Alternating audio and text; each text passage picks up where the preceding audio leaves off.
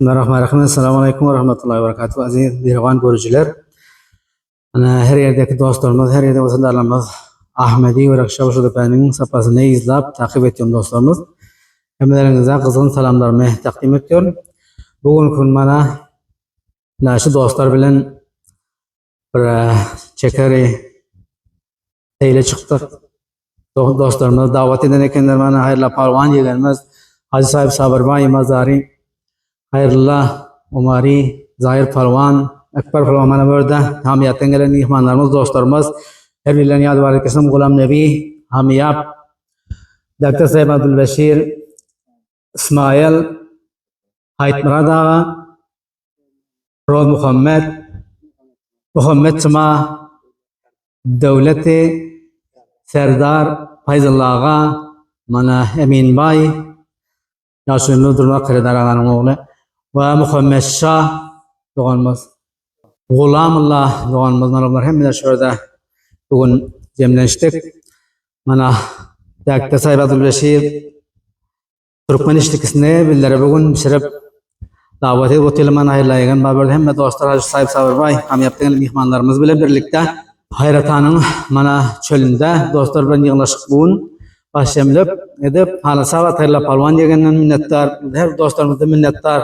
Hacı Sahip Sabırbay ve Zahir Palvan, Emin Bay, Taz Umid, Muhammed Şah, Ekber Palvan hemelerinden dostlarımızda minnettar. Bugün bildiler bana böyle geldi fakirler zahmet çekip bildiler çağırdılar bildiler bana dostlarla birlikte. Bugün Türkmen'in milli taamı Türkmen işlikisine inşallah o darık demez ama dostlarla birlikte ip görmeli. Rotit hem hürmetli şair Alladat Dinbağ bir şiir illeri yazıyı bektiler ki bana dostlar xahiş ettiler Türkmen işlikliği barasında. İyisen iyesin geler Türkmen işlikisine. İyisen iyesin geler Türkmen işlikisine. Mudam süyesin geler Türkmen işlikisine. İyisen doymak yok ondan, doyup koymak yok ondan. Marası başkasından Türkmen işlikisine. Bolsa berranin göğüşü, taamların serbaşı, hemmeler hahlar yakşı, Türkmen işlikisine. Türkmen milli taamı, dünyada çıkan namı, yakşı görür tamamı Türkmen işlikisine. Dağıtlar ve şiir bişirdi, acayip maza verdi, dinmaz tarif eyledi, Türkmen işlikisine. Hayır sağ olun. Lütfen verip dinleyeniniz için sağlıklı yaşayan aziz mihriban dostlar ve aziz görücüler.